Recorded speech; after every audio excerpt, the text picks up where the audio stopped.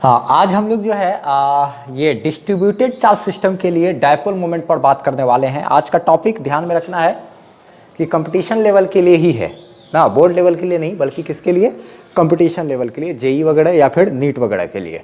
ठीक है, अच्छा ध्यान रखना है। जैसे अगर डिस्ट्रीब्यूटेड चार्ज सिस्टम रहेगा तो जो उसका डायपोल मोमेंट होता है, डायपोल मोमेंट का फॉर्मूला हम लोग जानते हैं P, वो डायपोल मोमेंट बराबर फॉर्मूला होता है चार्ज इनटू क्या, डिस्टेंस। डिस्टेंस यानी कि ये डिस्टेंस कहाँ कहाँ का डिस्टेंस है, तो ये हो गया डिस्टेंस बिटवीन, लिखेंगे इसको डिस्टेंस, एक एग्जांपल से भी अभी समझेंगे हम लोग, एक एग्जांपल अभी देखेंगे। Distance between centre of positive charge and centre of negative charge. ठीक है, पॉजिटिव चार्ज और निगेटिव चार्ज का जो सेंटर है उनके बीच की दूरी, और ये हो गया charge of the dipole. Charge किसको कहेंगे, पॉजिटिव चार्ज को ना, positive charge of the system. जो पॉजिटिव चार्ज रहता है उसको ही हम लोग चार्ज ऑफ द डायपोल कहते हैं, और पॉजिटिव चार्ज और निगेटिव चार्ज के बीच का जो दूरी होता है, का जो सेंटर का जो दूरी होता है, वही दूरी मेरा कहलाता है क्या, लेंथ ऑफ द डायपोल। दोनों को मल्टीप्लाई करेंगे वो मेरा डायपोल मोमेंट दे देगा ना, इलेक्ट्रिक डायपोल मोमेंट देगा ना। ठीक है, अच्छा बात करते हैं, एक एग्जांपल से देखते हैं, जरा समझते हैं। क्लास 11th में centre of mass and collision, ये चैप्टर पढ़ा हुआ होना चाहिए, तभी यहाँ का चीज़ हम लोग को समझ में आएगा। ठीक है, नहीं पढ़ा हुआ है centre of mass and collision तो ये देखने का कोई मतलब नहीं बनता है यहाँ पर। ठीक है, जैसे कि क्या कहते हैं, यहाँ पर एक सेमी सर्कुलर रिंग है ये। ठीक है, सेमी सर्कुलर रिंग है इस तरीके से, अच्छा रिंग है, सेमी सर्कुलर रिंग है, अच्छा ठीक है, सेमी सर्कुलर रिंग है। ये यहाँ पे सेंटर है, सेंटर पे इसका माइनस क्यू चार्ज है, और यहाँ प्लस के तरह ऐसे यहाँ पर प्लस क्यू चार्ज टोटल फैला हुआ है। ठीक है, टोटल क्या है, प्लस क्यू चार्ज यहाँ से यहाँ तक इस तरीके से ऐसे फैला हुआ है। अच्छा ठीक है, और ये जो है मेरा, ये क्या है, रेडियस है इसका कैपिटल R। ये क्या है इसका, रेडियस ना। अच्छा, यहाँ पर अगर बोला क्या कि सिस्टम का बताइए इलेक्ट्रिक डायपोल मोमेंट, तो सिस्टम का इलेक्ट्रिक डायपोल मोमेंट चाहिए, तो देखा जाए इलेक्ट्रिक डायपोल मोमेंट कैसे निकालेंगे। ठीक है, जैसे कि निगेटिव चार्ज का सेंटर तो यहाँ पर है, अब पॉजिटिव चार्ज का सेंटर कहाँ पर होगा भाई, तो हम लोग एक चीज़ क्लास 11th में centre of mass and collision इस चैप्टर में पढ़े थे, सेंटर ऑफ मास में पढ़े थे कि एक सेमी सर्कुलर रिंग है अगर, तो उसका जो सेंटर ऑफ मास होता है, उसका सेंटर ऑफ मास होता है इसका, डिस्क का, सबका ना, सेंटर ऑफ मास जो होता है वो होता है यहाँ से कितनी दूरी पर, याद है तब समझो कि ठीक जा रहे हो, तो पढ़ने का मतलब ही नहीं है। 2r/π पर 11th का चीज़ यहाँ पे मिक्स कर दिए। नीट और जेई के लिए ही है ये, सिर्फ टॉपिक, बोर्ड एग्जाम के लिए नहीं है ये।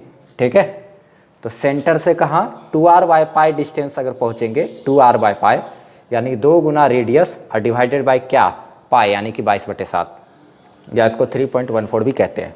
तो इस सेमी सर्कुलर रिंग का जो सेंटर ऑफ मास होता है, इस सेंटर से कितना 2r/π डिस्टेंस पे होता है। तो उसी तरीके से जहाँ सेंटर ऑफ मास वहीं पर सेंटर ऑफ चार्ज भी है, वहीं पर क्या है, सेंटर ऑफ चार्ज भी है। तो इस पॉजिटिव चार्ज का जो सेंटर होगा वो यहाँ पर होगा, पॉजिटिव चार्ज का सेंटर। ठीक है, तो इसलिए अब बताया जाए जो डायपोल मोमेंट होगा वो होगा charge of the dipole, positive charge को लेते हैं, और गुना में क्या, length of the dipole, positive charge का सेंटर, निगेटिव चार्ज का सेंटर के बीच की जो दूरी है, यानी कि क्या मेरा 2r/π। तो डायपोल मोमेंट P बराबर हो गया क्या, 2r³ और बाय क्या, पाए, क्या, इतना किलोमीटर डायपोल मोमेंट आया। ठीक है, इस तरीके से हम लोग को डील करना है अगर इस तरीके का डिस्ट्रीब्यूटेड चार्ज सिस्टम रहेगा तो।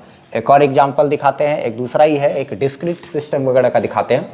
डिस्क वगैरह भी होगा तो ऐसे ही r/2 पर होता है, यहाँ से r/2 पर डिस्क जैसा रहेगा तो ना, तो होलो स्फेयर रहेगा तो क्या कहते हैं, उस तरीके से हम लोग कर सकते हैं। किसी का 2r/5 होता है, 3r/8 होता है। इस तरीके से हम लोग सेंटर ऑफ मास का जो कॉन्सेप्ट था उसी को सेंटर ऑफ चार्ज का कॉन्सेप्ट के लिए हम लोग लगा सकते हैं। डिस्क्रीट सिस्टम में भी जैसे होता था रोटेशन, ये सेंटर ऑफ मास में, वही सिस्टम को यहाँ पर भी अप्लाई कर सकते हैं हम लोग चाहे तो, ठीक है। जैसे कि मान लिया जाए अगर यहाँ पर ये एक ट्रायंगल है, ये क्या है इस तरीके से ऐसे करके एक ट्रायंगल है, यहाँ माइनस क्यू चार्ज है, यहाँ माइनस क्यू चार्ज है, यहाँ पे +2 क्यू चार्ज है। याद रखना है डायपोल के लिए ये कॉन्सेप्ट जरूरी है कि जितना पॉजिटिव चार्ज है उतना ही टोटल नेगेटिव चार्ज भी होना चाहिए ना। अगर एक कम एक ज़्यादा है तब डायपोल जैसा गिनती नहीं करेंगे। यहाँ पर इस नेगेटिव चार्ज का सेंटर कहाँ होगा, यहाँ बीच में। पॉजिटिव चार्ज का सेंटर कहाँ है, यहाँ पर है। और दोनों के बीच की ये मेरा क्या है, x से डिनोट कर दिए, ये मेरा क्या हो गया, दूरी ना। यहाँ पर क्या है, यहाँ पर है सेंटर ऑफ नेगेटिव चार्ज और यहाँ है क्या, पॉजिटिव चार्ज। तो यहाँ पर अगर डायपोल मोमेंट का पूछेंगे तो charge of the dipole into length of the dipole x मेरा क्या हो जाएगा, आंसर। दिमाग लगा सकते हैं। उसी तरीके से अगर कोई एक ऐसे तरीके से सिस्टम दिया हुआ हो, x हो y हो ना, तो यहाँ पर दिमाग लगा सकते हैं। अगर यहाँ पे मान लिया जाए Q1 चार्ज है ना, और क्या, या फिर ऐसे कहें तो यहाँ पर 2 कूलम चार्ज है, यहाँ पर मान लिया जाए 3 कूलम चार्ज है, ठीक है, 2 कूलम 3 कूलम चार्ज है। यहाँ पे रखा हुआ हो माइनस कितना, माइनस मेरा 1 कूलम चार्ज, और यहाँ पर रखा हुआ हो मान लिया जाए मेरा टोटल चार्ज है कितना, 3 2 5 है, तो इधर -4 कूलम चार्ज। अब एक चीज़ देखा जाए, ये पॉजिटिव चार्ज है टोटल 5 कूलम, नेगेटिव चार्ज है टोटल क्या, 5 कूलम। अगर यहाँ पर हमको बोलेगा कि इस पूरा सिस्टम का डायपोल मोमेंट बताइए, तो हम लोग क्या करेंगे कि इस वाले का पहले centre of positive charge calculate करेंगे, नेगेटिव के लिए सेंटर ऑफ क्या, नेगेटिव चार्ज कैलकुलेट करेंगे। फिर दोनों के बीच की जो दूरी है, दोनों के बीच की जो दूरी होगी, उस दूरी को हम लोग मल्टीप्लाई कर देंगे। मान लिया जाए जो डिस्टेंस है x है, उस डिस्टेंस को हम लोग मल्टीप्लाई करेंगे, क्या चीज़ से मल्टीप्लाई करेंगे, positive charge of the system. यानी कि positive charge of the system यहाँ पर क्या होगा, 3 2 5 और गुना क्या, ये पॉजिटिव और निगेटिव दोनों का जो सेंटर ऑफ चार्ज है, चार्ज का जो सेंटर है, उससे हम लोग को क्या करना पड़ेगा, मल्टीप्लाई करना पड़ेगा। तो डायपोल मोमेंट मेरा 5x इस तरीके से निकाल लेंगे। अब सवाल उठता है क्या कि हम लोग क्या होते हैं, आखिर ऐसा सिस्टम रहेगा तो कैसे कैसे करके कैलकुलेट करेंगे सेंटर ऑफ क्या, पॉजिटिव चार्ज और नेगेटिव चार्ज कैसे कैलकुलेट करेंगे। तो याद होगा वहाँ centre of mass and collision में, सेंटर ऑफ मास में हम बताए थे, या फिर क्या होते एक बात ध्यान रखना है कि सेंटर ऑफ मास का जो है डिस्क्रिप्शन में लिंक दे देंगे, ठीक है, तो वहाँ से देख लेना है। याद होगा कि अगर यहाँ पर एक मास होता था m1, यहाँ पर मास होता था m2 ना, तो इस दोनों का x कोऑर्डिनेट अगर निकालना होता था तो क्या करते थे, m1 x1 plus m2 x2 divided by m1 plus m2, same to same. यहाँ पर अगर इसका x कोऑर्डिनेट अगर निकालना होगा, ये Q1 चार्ज है और ये क्या है, Q2 चार्ज है, तो हम लोग क्या लेते हैं, इसका x coordinate of centre of mass नहीं, x coordinate of centre of charge अगर निकालेंगे तो हम लोग क्या कैसे निकालेंगे, Q1 x1 plus Q2 x2 और divided by Q1 plus Q2। इस तरीके से x कोऑर्डिनेट निकलेगा। इसी सब का जो y कोऑर्डिनेट होगा उसको भी हम लोग इसी तरीके से y coordinate of centre of charge, उसको भी इसी तरीके से निकाल सकते हैं, Q1 y1 plus Q2 y2 और divided by Q1 plus Q2। ये निकल जाएगा, x कोऑर्डिनेट y कोऑर्डिनेट दोनों का निकलेगा। फिर इसका भी इसी तरीके से नेगेटिव चार्ज का भी x कोऑर्डिनेट y कोऑर्डिनेट निकल जाएगा। हाँ, तब हम लोग को ये सब तभी संभव है जब इसका दोनों कोऑर्डिनेट दिया हुआ हो, इसका भी दोनों कोऑर्डिनेट, इसका भी दोनों कोऑर्डिनेट, इसका भी दोनों कोऑर्डिनेट। फिर उसके बाद अगर क्या कहते हैं, दोनों का सेंटर ऑफ मास मान लिया जाए, यहाँ पर जैसे इसका एक एक्स वाई पता चल गया, x1 y1, यहाँ पर पता चल गया x2 y2, तो फिर अब दोनों के बीच का जो दूरी है वो तो हम लोग तो जानते हैं, x1 माइनस x2 का क्या whole square plus y1 minus y2 का क्या करेंगे, होल स्क्वायर अंडर रूट। ये मेरा क्या हो जाएगा, डिस्टेंस, दो पॉइंट के बीच का डिस्टेंस निकालने का ये फार्मूला होता है, तो वो हो जाएगा length of the dipole into total positive charge, वो हो जाएगा क्या, चार्ज ऑफ द डायपोल। दोनों को मल्टीप्लाई कर देंगे तो उस तरीके से काम कर सकते हैं। ये हम सिर्फ सिंपल सा एक हिंट दे दिए हैं, ठीक है, कि कभी इस तरीके का हो तो सोचा जा सकता है, अच्छा ऐसा ऐसा हो सकता है, ऐसा ऐसा हो सकता है, ठीक है।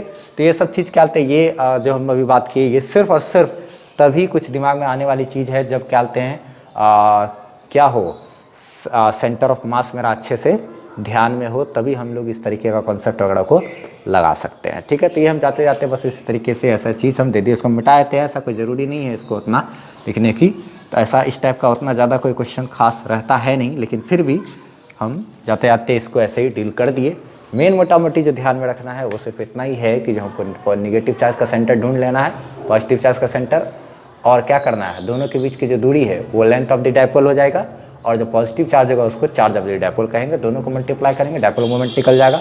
डिस्ट्रीब्यूटेड चार्ज सिस्टम रहेगा तो यहाँ पर इस तरीके से क्या था, इसका सेंटर ऑफ मास जो होता है वही सेंटर ऑफ चार्ज हो जाएगा, और ये दोनों चार्ज का जो सेंटर है उसके बीच का जो दूरी है उसको हम लोग लेंथ ऑफ द डायपोल ले लेंगे, और जो टोटल पॉजिटिव चार्ज होता है उसको चार्ज ऑफ द डायपोल कहते हैं। दोनों को मल्टीप्लाई करेंगे, हम लोग को डायपोल मोमेंट निकल जाएगा। ठीक है, इस तरीके से हम लोग सारा का सारा काम कर सकते हैं। अगर क्या कहते हैं, इसी के जगह पे अगर मान लिया जाए ये इस तरीके से रड होता, हाँ रड होता, और इस पर total charge capital Q plus capital Q denoted होता है यहाँ से यहाँ तक, और टोटल लेंथ है इसका कितना L, और क्या है कि यहाँ पर अगर मान लिया जाए इस जगह पर यहाँ पर अगर क्या किया जाता है, माइनस Q चार्ज रख दिया जाता है रॉड का एक एंड पे।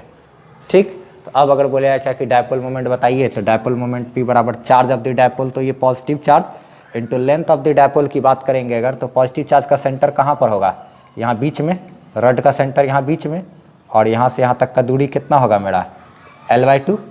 पॉजिटिव चार्ज का सेंटर तो एकदम बीच में ना, तो यहाँ से यहाँ तक रड के केस में सेंटर एकदम बीच में होता है ना। अच्छा ठीक है, तो यहाँ से यहाँ तक का दूरी मेरा कितना L/2, तो ये L/2 मेरा लेंथ ऑफ द डायपोल, तो डायपोल मोमेंट मेरा इस तरीके से इतना हो जाए। ये हम सिर्फ इस तरीके से बता दिए ताकि इस तरीके का कोई ऐसा चीज़ हो तो आप सोच सको, सिर्फ सोच सको ना। तो सिर्फ इसको लिखना है, उसके बाद इस वाले को करके यहाँ तक एक एग्जाम्पल, एक ये एग्जाम्पल और एक ये एग्जाम्पल बस मात्र लिख लेना। और वो जो हम डिस्क्रीट सिस्टम जैसा जो बात किए, Q1 x1 plus Q2 x2 plus Q3 x3 divided by Q1 plus Q2 plus Q3, वो सिर्फ हम क्या है कि बताने के लिए इस्तेमाल किए हैं कि आप चाहो तो मतलब नज़र में होना चाहिए ये चीज़ कि अगर कभी इस तरीके का चीज़ हो तो आप डील कर सको। तो सबसे पहले सेंटर ऑफ मास सही होना चाहिए, तभी ये सब चीज़ को रिवाइज कर लेना है। Centre of mass for a discrete system of particle. ठीक है, तो डिस्क्रीट मास सिस्टम के लिए अगर हम लोग क्या कहते हैं सेंटर ऑफ मास निकालना आएगा तो हम लोग वो वाला जो बात किए ना वो सब क्लियरली अच्छे तरीके से दिमाग में आ सकता है। नहीं तो फिलहाल इतना सा चलो ज़रूरत चीज़ है, सबको नोट डाउन कर लेना है। वो भी सिर्फ और सिर्फ ये जो बता रहे थ्योरी, ये सिर्फ मेरा JEE और क्या या फिर नीट के पर्पज़ से ही इम्पॉर्टेंट है, इसका बोर्ड लेवल में काम नहीं है। बस अब इसको इतना ही रहने देते हैं।